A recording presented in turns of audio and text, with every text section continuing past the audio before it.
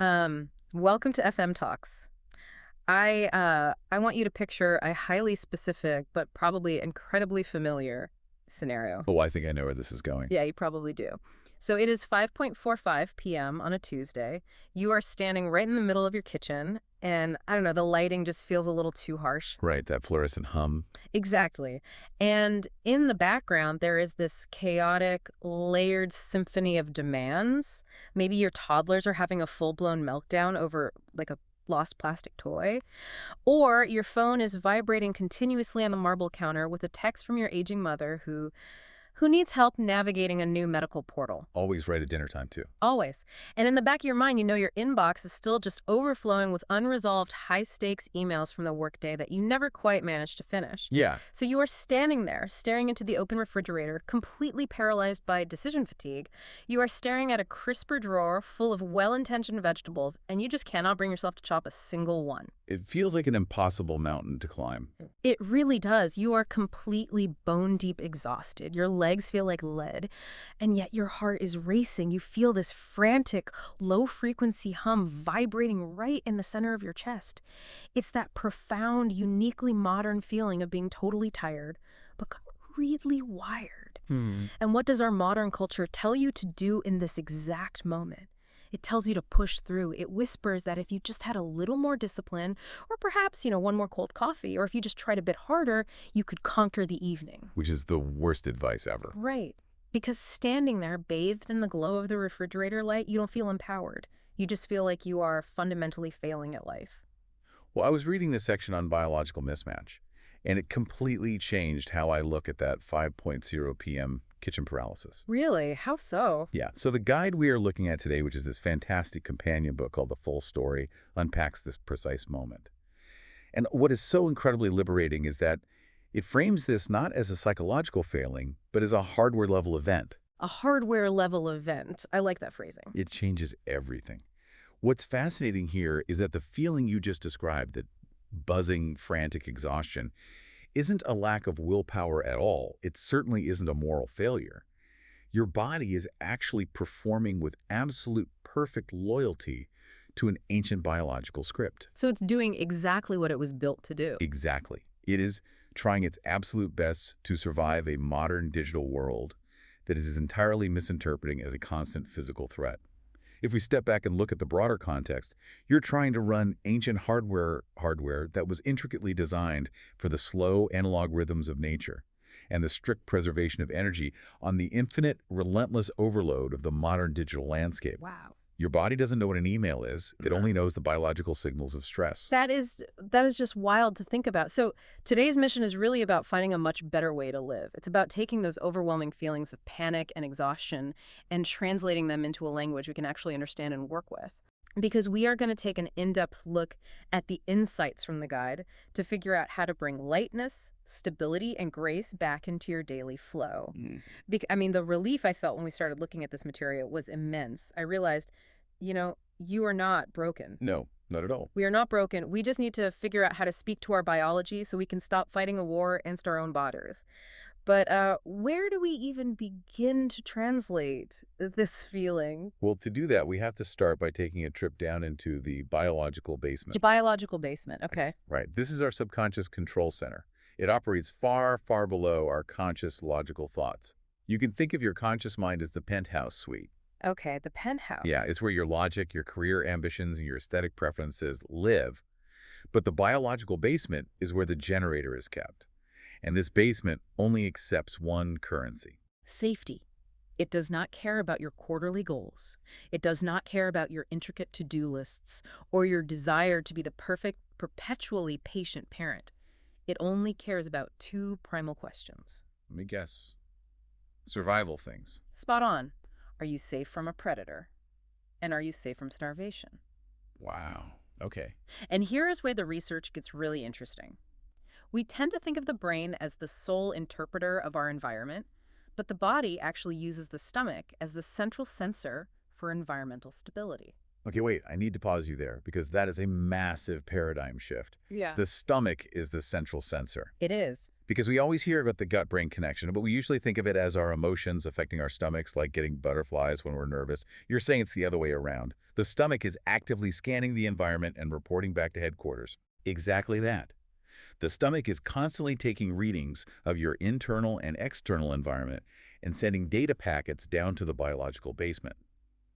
And based on what that central sensor reads, your nervous system shifts between three distinct gears. Like a machine. Yeah, or what the guide beautifully translates as the three lights of the polyvagal map. It's a traffic light system for your survival. Okay, walk me through the lights. First, you have the green light. This is the state of profound, undeniable safety. When you are in the green light, your heart rate is steady and rhythmic, your mind is open, curious, and creative, and crucially, your digestion is active and efficient. Because you're safe enough to process food. Right.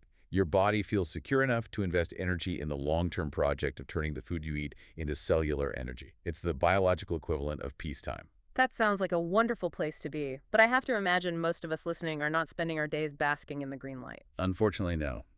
Because the moment the sensor detects instability, we shift into the yellow light. Yellow light. This is the state of mobilization. The body perceives a threat and immediately prepares for a physical fight or a rapid escape.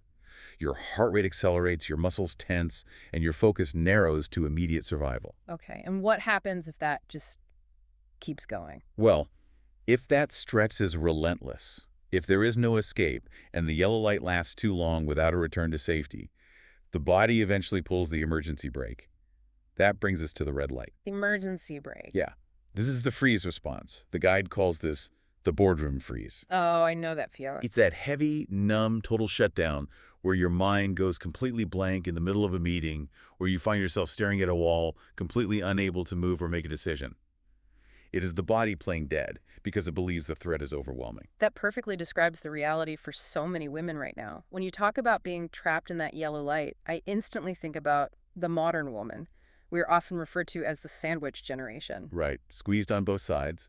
Exactly. We are squeezed relentlessly in the middle. We are managing the intense physical and emotional demands of screaming toddlers or navigating the complexities of teenagers, while simultaneously trying to manage care and doctor's appointments for our aging parents, all while keeping a demanding career afloat. It's a staggering amount of input. The sheer volume of incoming requests is just unbelievable, and to our conscious penthouse mind, it's just a stressful text message from a boss or an urgent email from the school. But to the biological basement, that unresolved urgency, that constant pinging of the phone, feels exactly the same as being stalked by a predator in the wild. We are living in a chronic, unbroken state of mobilization. And that chronic mobilization brings up a really vital question. What actually happens inside the physiological machinery of the body when we are permanently stuck in that yellow light? Because we feel terrible. We feel awful. Yeah. And understanding the mechanics explains exactly why we feel so physically terrible at the end of the day. The guide details a biological process called the vascular shunt. The vascular shunt. Yeah. It is a brilliant survival mechanism, but it is disastrous for modern living. When the biological basement hits the yellow light, it executes a radical, immediate reallocation of your body's resources. Blood literally, physically leaves the digestive tract. It is shunted away from your core organs and rushes out to the large muscle groups in your arms and legs. Because logically, if you were about to be eaten by a tiger, your body prioritizes running away over digesting your breakfast. Precisely the logic. The hunter or the hunted does not need to digest a meal in that exact second. The biological priority is muscular power. So when the blood leaves the core, the secretion of digestive enzymes ceases almost entirely. Wait, so it just stops? It stops. The muscular contractions in your gut, the peristalsis that moves food through your system, grind to a halt. Digestion literally stops. Now imagine what happens when you eat a meal while you're locked in that yellow light. Okay. Let's say you are scarfing down a beautiful, nutrient-dense kale salad at your desk while you are furiously answering stressful emails and worrying about a looming deadline. I do that all the time. I mean, I think I'm being so healthy by choosing the salad over the fast food. You are choosing healthy fuel, sure, but your hardware is currently shut down for maintenance. Yeah. Because you are in the yellow light, that food doesn't turn into nourishment. The machinery required to process it is turned off. Oh. So the food just sits there in your digestive tract. Because the environment is warm and dark, it begins to ferment. Ferment. Yeah, this is why you get painfully bloated by 3:00 p.m. This is why you feel systemic inflammation. And most importantly, despite eating a healthy meal, your body receives close to zero usable energy from it. So all that healthy food I'm eating at my desk while stressing over my inbox, it's doing absolutely nothing to actually fuel my afternoon. It's just sitting there causing discomfort. Nothing for your energy levels, unfortunately. Yeah. Which leads to a condition the guide calls metabolic insolvency. It is perhaps the central paradox of our modern condition. You likely have plenty of stored energy in your body, but your body has locked all of it away in a biological vault. Because it's scared. Exactly, because the stomach sensor is reading a constant state of crisis from the emails, the noise, the rushing around. It fundamentally believes a massive famine is coming. So it hoards everything. You are walking around full of potential energy, but functionally bankrupt on a day-to-day basis. I really want to highlight the incredible emotional relief in this insight for everyone listening right now. When you feel that heavy, bone-deep exhaustion, or when your body seems to be stubbornly holding on to weight no matter what strict diet you try, we are so incredibly quick to judge ourselves. We are our own worst critics. We really are. Our inner critic is so loud. We think we are failing at our diets. We think we lack discipline or that we are inherently lazy. But the truth of the science is that our bodies are just incredibly loyal fortresses trying to protect us from a perceived siege. A loyal fortress. That's a great way to look at it. Your body is not betraying you. It is entirely on your side. It's just deeply, profoundly confused by the chaotic signals of the modern environment. It is a profound confusion. And unfortunately, because we don't understand the language of our own hardware, that confusion leads to the single biggest error we make. Which is? The guide refers to this as the discipline delusion. The discipline delusion. Yes. We experience this heavy leaden fatigue, we look at the scale or we feel the brain fog, and we immediately misdiagnose it as a psychological lack of willpower. Okay. So what do? We attempt to apply a software patch to a hardware problem. Right, we try harder. We try to implement strict punitive diets. We engage in harsh self-criticism.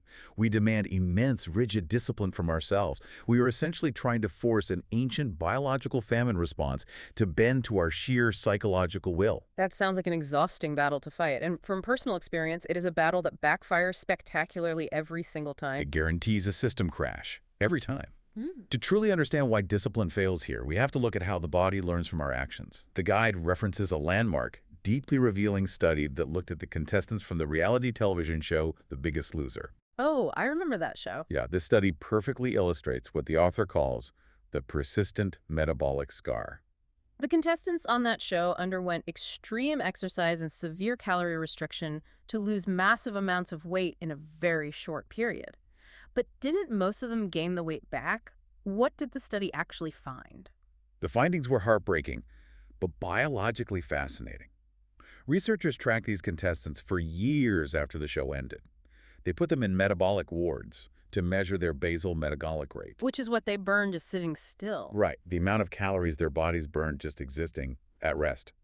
During the show, the contestants used sheer monumental willpower to endure extreme calorie deficits and grueling workouts. They lost the weight. But the biological basement doesn't watch television. It doesn't know there's a camera crew. Exactly. It doesn't know about prize money or aesthetics. The biological basement logged that entire experience as a catastrophic, traumatic season of severe famine. So the body thought they were starving to death in a barren wasteland. Yes. And the body is smart. It adapts to ensure you don't starve the next time. In response to that extreme deficit, the contestants' bodies engaged an adaptive mechanism to drastically lower their resting metabolic rates. To save energy. Their bodies essentially learned to hold their breath. Years after the show ended, even when they were eating normal amounts of food, their metabolisms were still burning hundreds of calories less per day than a typical person of their size. Hundreds of calories less. Wow. The bodies were hoarding every single calorie as a security deposit, which often manifests visibly as the cortisol belly. That's the fat stored specifically around the midsection for easy access during emergencies. The system had been traumatized by forced famines, and it refused to let go of its reserves. That is devastating. So when we apply more discipline, when we push harder, when we restrict more calories because we feel we haven't been good enough on our diets, to our biological basement, that doesn't prove we are healthy. It just confirms its absolute deepest fear that the environment is hostile and the famine is escalating. That is the exact trap. You push harder with psychological willpower, and the hardware defends itself even harder with biological reality. Yeah. It lowers your energy output to save you. And when the willpower inevitably fails because you are simply too exhausted to function, we reach for the next faulty solution, Let me guess.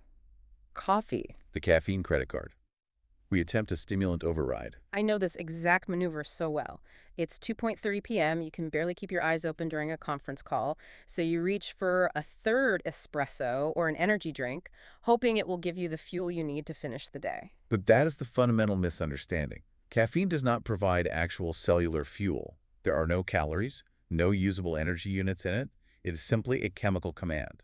A command to do what? It crosses the blood-brain barrier and forces your already exhausted, depleted adrenal glands to dump more emergency hormones, adrenaline, and cortisol into your bloodstream. It creates a state that is so incredibly uncomfortable. It's what I love that the book calls the adrenaline mask. I know exactly what this feels like. It's that brittle, shaky, short-tempered feeling at 2 or 3 in the afternoon. Yes, the jitters.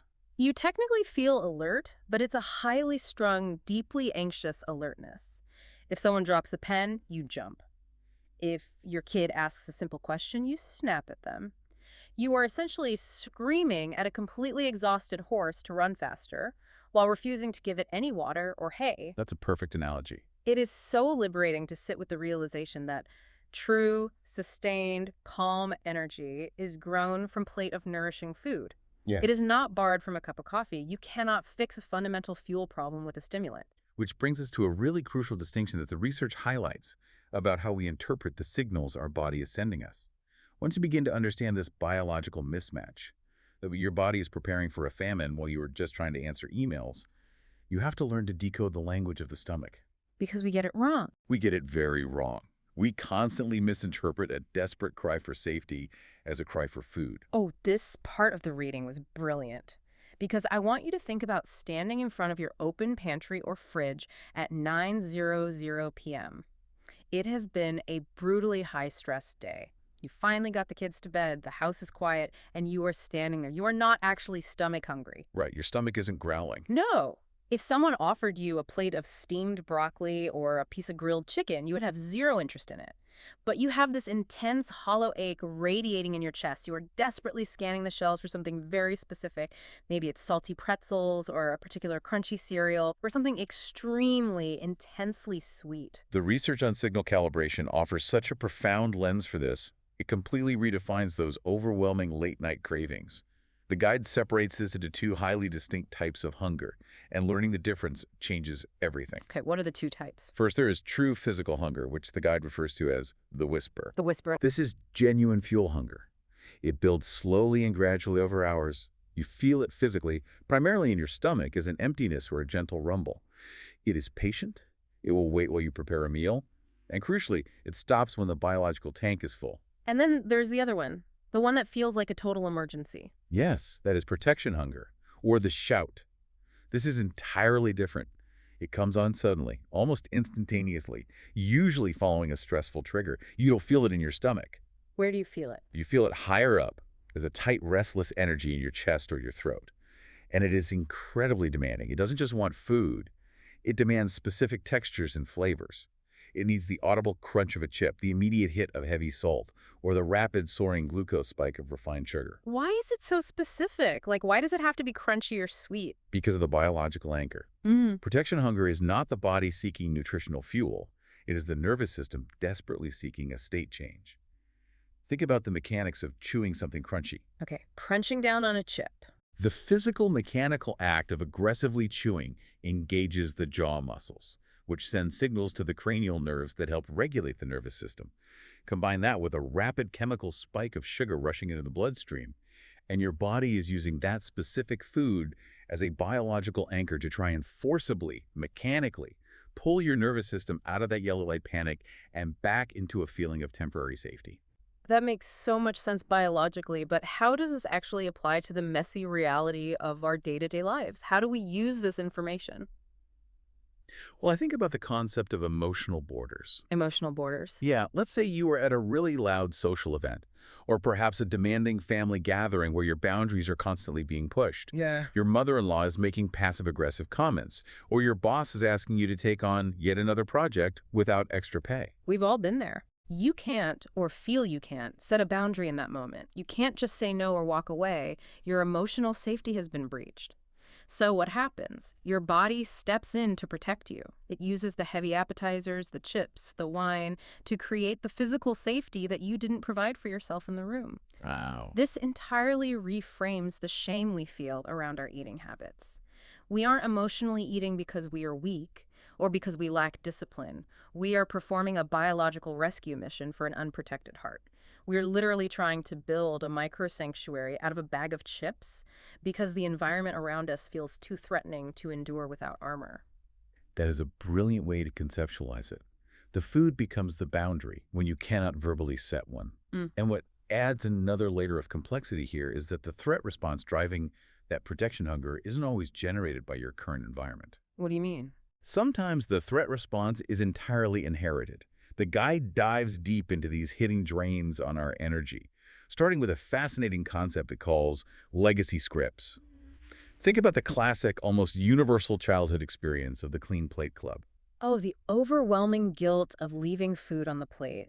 It is practically a universal experience for anyone raised in the last century. You sit at the table long after you are full, staring at cold peas because you were told about starving children elsewhere, or simply that it was disrespectful to the cook to leave anything behind. Right. It is a form of generational food trauma. We literally inherit the hunger architecture of our mothers, our grandmothers, and the generations before them. We inherit. Think about it historically.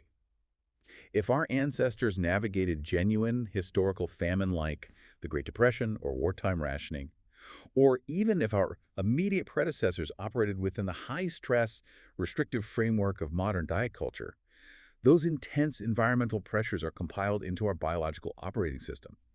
The fear of not having enough food becomes a hard-coded biological default that is passed down through learned behaviors and family culture. So if I am sitting at dinner and I take a few bites and my stomach sends the physiological signal that I am full, which is a beautiful message of present moment safety, that signal suddenly collides with this heavy inherited script playing in my head that says, do not waste food. Food is scarce. You must finish. Exactly. The guide identifies this collision as the interoceptive override. Interoceptive override. Interoception is your ability to feel and understand the internal signals of your body. When the legacy script activates, it literally intercepts the biological data packet coming from your stomach that says, I'm comfortably full, and flags it as low priority noise. It just ignores it. To your ancient hardware, heavily influenced by generations of scarcity, an empty plate signals a successful hunt and temporary security, but a partially full plate, that leaves the system in an open loop of anxiety, anticipating future scarcity. It whispers, you might need those calories tomorrow. And what makes it so difficult is that we moralize this purely mechanical process. We code the act of finishing the plate as gratitude, as being a good girl, as showing respect, and we code leaving food behind as selfish wastefulness. It's all tied to morality. But looking at the science flips this completely on its head. Leaving the last bite on your plate isn't an act of wastefulness. It is an act of profound biological independence. I love that. Biological independence. When you intentionally stop eating before the plate is completely empty simply because your body says it has had enough, you are proving to your biological basement that the historical famine is officially over. You are sending a concrete signal that you are safe and that your current reality of abundance is more true and more relevant than your inherited family history of scarcity. It's the ultimate act of self-trust. It's telling your body, I promise I will feed you again tomorrow. It truly is a profound debug of your internal software. You are rewriting the generational code with every mindful meal. But daytime eating habits are only half the story. If we are talking about hidden drains on our energy, we absolutely have to talk about what happens when the sun goes down. Oh boy. We have to talk about the night shift. The dreaded 3.12 a.m. jolt. So many listeners have written in about this exact phenomenon. You wake up, the house is completely pitch black and perfectly silent, but your eyes snap open and your heart is hammering against your ribs like you just ran a sprint. And immediately, before you can even take a breath, your brain starts projecting a high-definition, terrifying movie of every unread email, every missed deadline, every awkward conversation you had that day, and every parenting mistake you've made in the last 10 years. You feel engulfed by anxiety. What's fascinating here is the biological logic underlying that midnight panic. To the conscious mind, it feels exactly like a severe psychological anxiety attack. But the research reveals that it is actually a physiological fuel crisis. A fuel crisis while we're sleeping. Let's look at how we typically approach dinner. If you subscribe to the pervasive cultural belief that you should eat light for dinner to hit some arbitrary weight management goal, or if you skip dinner entirely because you were just too tired to cook, you are inadvertently setting the stage for a massive system crash in the middle of the night. Because the body still needs fuel while we sleep. Precisely. Your brain is a massive energy consumer, even when you're dreaming. To keep your brain functioning and your blood sugar stable over the long 8 to 10 hour fast of the night, your liver stores a reserve of energy called glycogen. But if you underfuel at dinner, if you just have a small salad or a handful of crackers, your liver simply doesn't have enough reserves. By 3 a.m., that glycogen tank hits absolute zero. And the biological basement panics because it realizes the generator is about to shut down. It pulls the absolute loudest fire alarm it has. The brain detects a potentially lethal fuel shortage. It doesn't know you are safely tucked in a warm bed. It thinks you are freezing in a cave without food. So, to keep you alive, it dumps massive amounts of adrenaline and cortisol into your bloodstream. Why adrenaline? Because those stress hormones trigger a backup emergency process called gluconeogenesis. Let's break that down. What does that actually mean for our bodies? Think of gluconeogenesis like this. Imagine it is the dead of winter, there is a blizzard outside, and the furnace in your house runs out of wood. The house is getting dangerously cold. To survive, you start chopping up your own expensive living room furniture, your antique chairs, your coffee table, and tossing them into the fireplace just to keep the heat on. Oh, wow. Gluconeogenesis is your body breaking down its own precious muscle tissue to convert it into glucose to keep the brain alive. The adrenaline wakes you up to facilitate this emergency process. Your body has zero interest in your productivity goals or your desire to eat a light dinner. Its singular overriding interest is keeping you alive until morning. This was a massive, life-altering aha moment for me. You cannot negotiate with the night. Your body is not going to politely let you sleep if it thinks it is actively starving to death.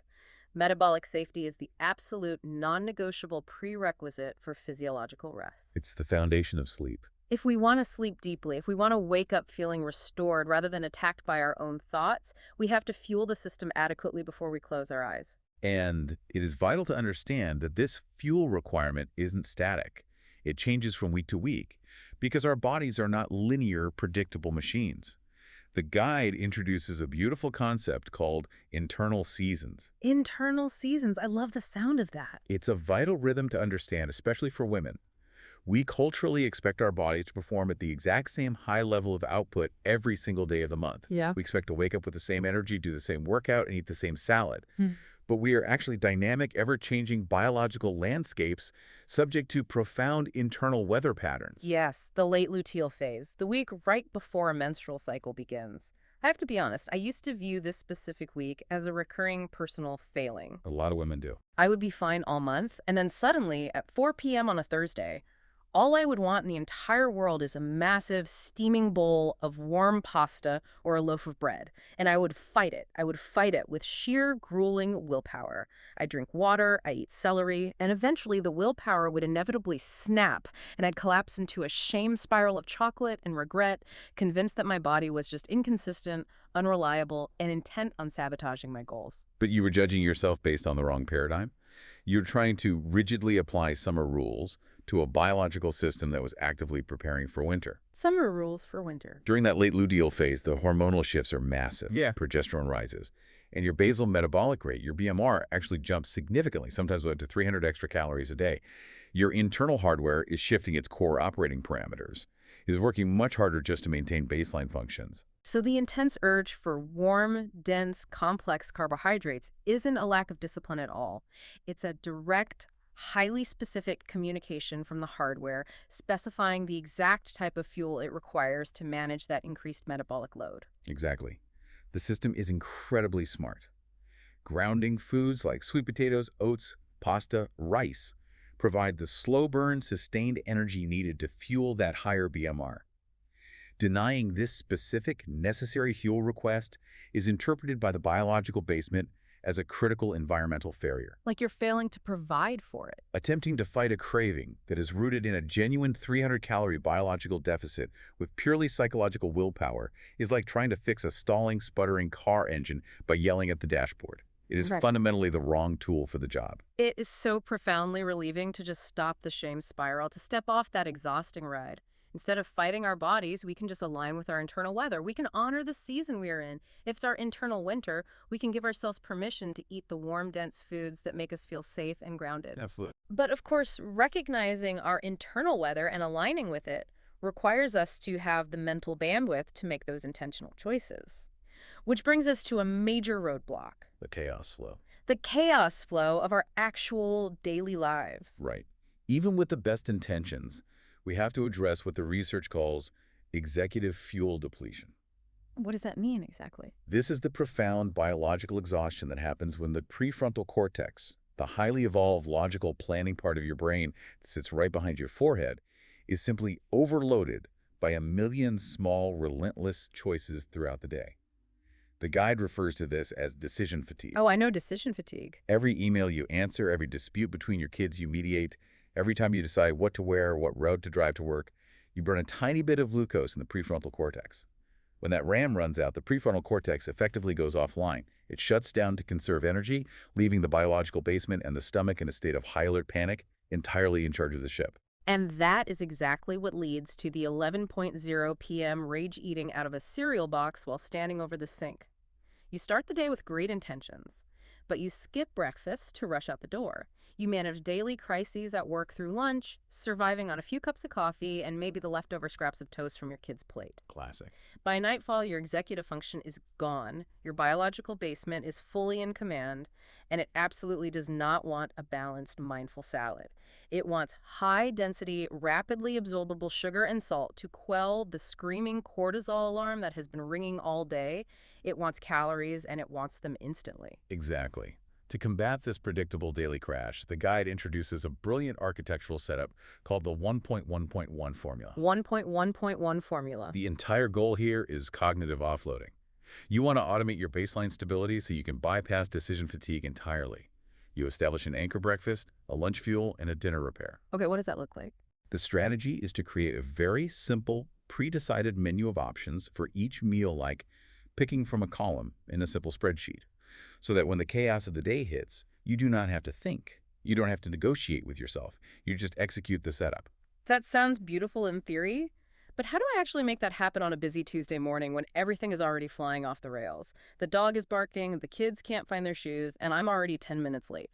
How do I implement a 1.1.1 formula when I can barely find my keys? This is where we shift from the diagnostic understanding of why we are tired into the actual daily architecture of feeling better. And the most important thing the guide emphasizes is that biological safety isn't built through massive, sweeping, punitive Monday detoxes or dramatic overhauls of your entire pantry. Which is a relief. The brain simply doesn't build new, lasting infrastructure based on one massive, exhausting effort. It builds it based on predictable, gentle, daily flow. So the strategy relies entirely on what the guide calls small rituals of trust. I love this framing so much. Small rituals of trust.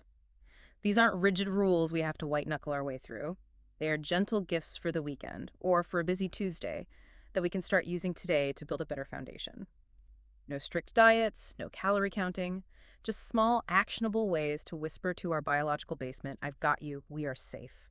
Let's walk through them in detail. What is the first one? The first ritual is called the water bridge. It is incredibly simple, but biologically profound. Never let coffee be the first thing that touches your stomach lining in the morning. Before you have that glorious first cup of coffee, drink exactly 4 sips of room temperature water. Just 4 sips. That seems almost too easy. Why not a whole giant glass with lemon and sea salt like all the wellness influencers suggest? Because a giant glass might feel like a chore, and chores require executive function, which we're trying to preserve. Just 4 sips is a frictionless habit. But those 4 sips serve as a vital hydration bridge. Remember, the stomach is the sensor. When the very first thing that hits an empty, dehydrated morning stomach is highly acidic, highly caffeinated coffee, the sensor immediately reads stress and scarcity and spikes your cortisol.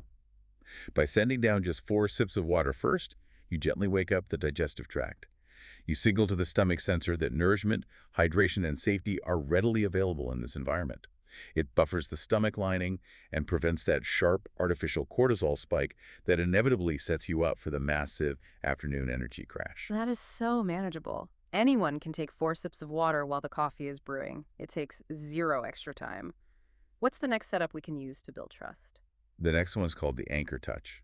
This takes exactly 60 seconds, and it is a powerful tool for shifting your nervous system right before you eat.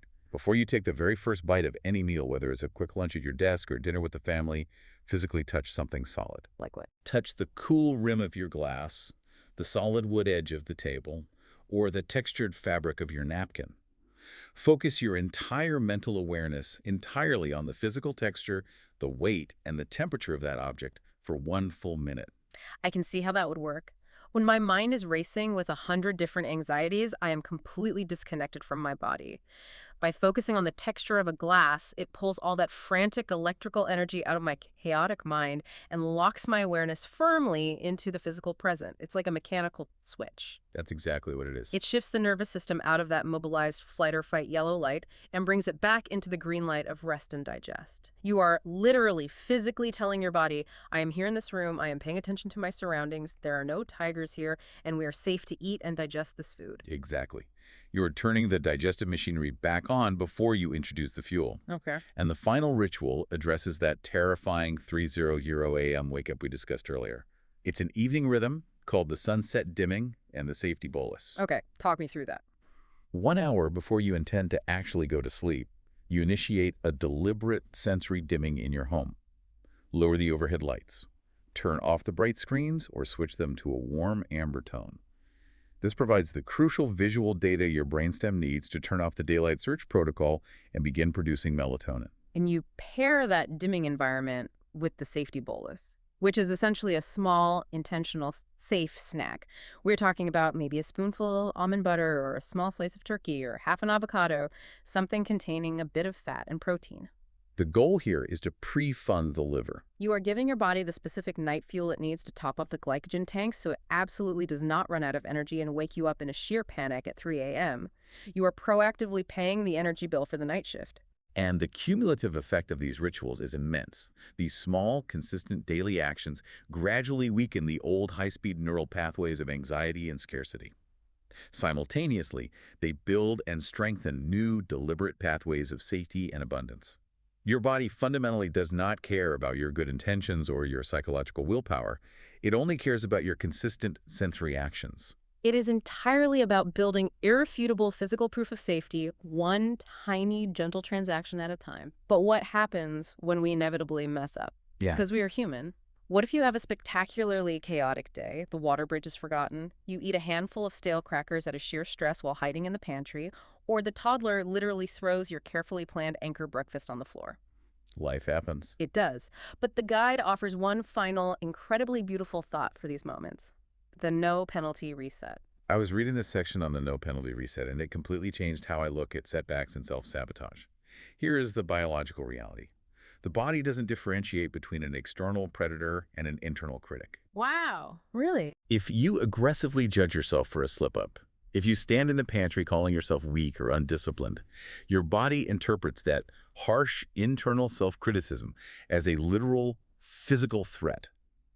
The biological basement assumes you are under attack, and it immediately mobilizes for war, shutting down digestion and hoarding energy all over again.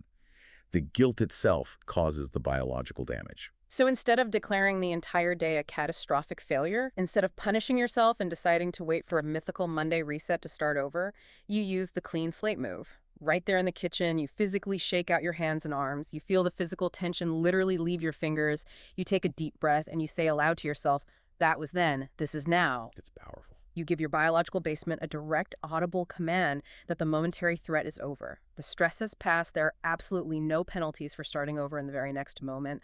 The road home to your body is always, always open. Because the core truth we have to remember is that exhaustion is not a moral failure. Your cravings are not a sign of weakness. They are simply a misunderstanding, a miscommunication between your frantic environment and your ancient biology. Yeah. Your body has never been your enemy. Never. It has always been on your side, operating as a fiercely loyal fortress, doing everything in its power to keep you alive. It is simply waiting for you to learn its language. It is waiting for you to send the signal that the war is over and that it is finally safe to come home. What a profound and beautiful place to land our conversation today. But it also leaves me with one final thought.